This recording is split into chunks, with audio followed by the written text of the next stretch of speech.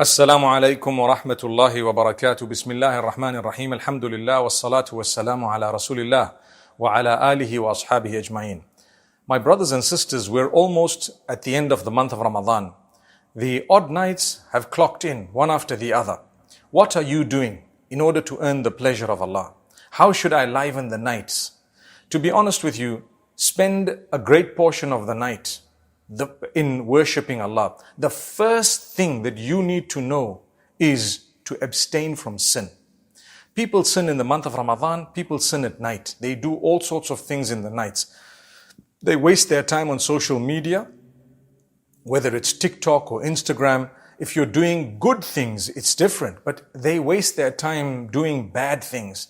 They dance around, they fool around, they swear, they do all sorts of silly things.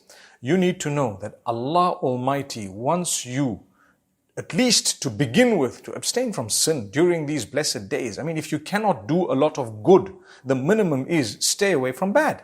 So subhanallah, we need to make sure during this time, during this season, point number one, stay away from everything that would earn the anger of Allah subhanahu wa ta'ala. Don't do those things. Leave them. And so anything that is a waste of time, cut it out. Promise Allah to cut out even your bad habits. Subhanallah. You know your bad habits. You know what exactly they are. Promise Allah to cut them out. What's the point of having these 10 nights every Ramadan? And we don't know, this might be our last one. Make the intention, oh Allah, help me. I've got this bad habit. Help me eradicate it. I am serious about it.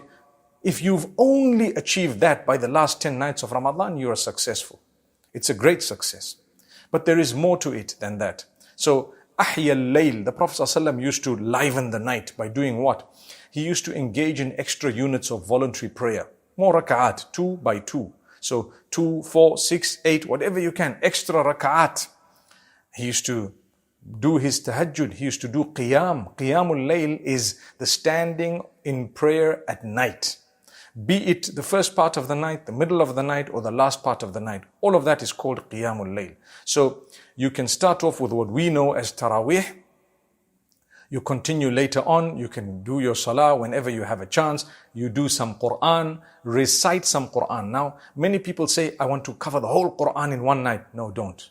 There's no merit in that. You will get no extra rewards by reading that Quran all in one night, because in fact, you might get a sin because you're going to be whipping through the word of Allah, which is not a good thing to do. Many people say, oh wow, that sheikh or this person, they read the whole Quran in one night. There is nothing virtuous about it. It is against the teachings of Muhammad ﷺ to do that. You should at least span it within 3 days. Now, if you're memorizing and you're learning and you happen to be reading the Quran and you happen to be reading for 10, 11 hours a day, you may complete it, alhamdulillah. But if you're sitting with recitation of the Quran or you're doing Salat al-Taraweeh, don't attempt to complete it in one night. It's against the Sunnah. You may earn a sin, because how can you earn a reward for having read so fast that you've eaten some of the words of the Quran and you have not adopted the rules and regulations of recitation of the Quran? Beautiful melodious voice. Hassinul Qur'ana bi aswatikum. Some of the scholars have told us you should beautify the Quran with your voice. So we haven't beautified it. We're just whipping through it like it's something that you're supposed to be rushing through. Not at all. Take your time. Always remember, it's quality that comes first. So take your time. Read whatever Quran you can, half a juz, 1 juz, 2 or 3 juz. And you spend a beautiful portion. You know, the way you recite should be melodious between you and Allah. Because on the Day of Judgment, you will be told to recite the Quran if you've memorized some of it. And you will only be able to read the way you were reading in this dunya. So if you were reading in the dunya in a way that was embarrassing, you're going to be embarrassed in the hereafter too. And if you read melodiously on that day between you and Allah, you will be reading melodiously, because that's what you used to do in the world. You know, كَمَا كُنْتَ تُرَتِّلُ فِي الدُّنْيَا رَتِّلْ كَمَا كُنْتَ تُرَتِّلُ فِي الدُّنْيَا. Meaning it will be said to a person who has memorized the Quran or part of the Quran, to recite in the same way you used to recite in the world. That's on the Day of Judgment. So that's part of how you liven the night. Then you do adhkar, dhikr. Subhanallah, Alhamdulillah, Allahu Akbar, La ilaha illallah. So many different adhkar. No specific number, but you can do as much as you can. No specific dhikr, but you can do as much as you can. One that we've been recommended to repeat, Allahumma innaka afuwun tuhibbul afwa fa'fu anni. Oh Allah, you are forgiving, you love to forgive, so forgive me. Think about what you've just said. You love to forgive, so forgive me. You are most forgiving. Wow. These are the qualities Allah wants to be, the main qualities of the night of decree and Laylatul Qadr. Because when Aisha radiallahu anha asked the Prophet ﷺ, what should I say? He recommended this dua. He told us, say this. So it's amazing. Now, my brothers and sisters, you do other adhkar, you seek forgiveness of Allah. That's known as istighfar.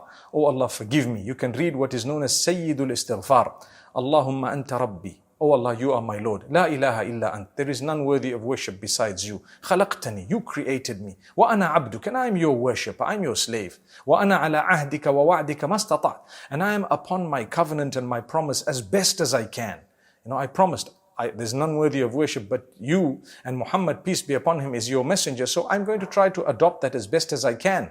خلقتني وأنا عبدك وأنا على عهدك ووعدك ما استطعت أعوذ بك من كل شر ما صنعت. I seek protection, I seek refuge in you from all the evil that I have done.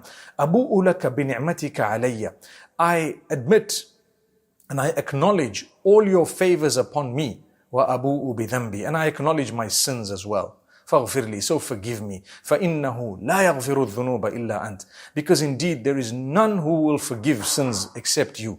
May Allah subhanahu wa ta'ala grant us true forgiveness. These are some of the adhkar that we should be reading during the nights or when we are in the last 10 nights of Ramadan. Liven the night. Get up your family, perhaps those who are adults. You may get some of them up and you may actually engage in ibadah and encourage them to engage in ibadah as well. My brothers and sisters, a few more nights remaining. Let's not waste this night. A night that is more valuable than 1,000 months. That's 83 odd years. Between 83 and 84 years. You can do the maths. But my brothers and sisters, some of us spend the night doing the wrong things. That's what I started off by saying. Minimum, don't do the wrong thing. Do the right thing. Another thing, reach out to people in charity during that night. You will get a great reward. Reach out to people in goodness during that night. You know, do something great and continue. Maybe make a plan. I'm going to do this every night, and you can have a little timetable if you want. Make a mental note of it, what you want to do. And then you might want to go to the masjid if the masjid in your area is open, and if they're having a Taraweeh or Qiyamul Layl thereafter, you might want to join them. Subhanallah. You'll get a great reward. Encourage people to do good. Improve on your character. Check up on your folks, your family, your parents, and so on. And Allah will bless you. May Allah subhanahu wa ta'ala grant us every goodness and open our doors. أقول قولي هذا وصلى الله وسلم وبارك على نبينا محمد.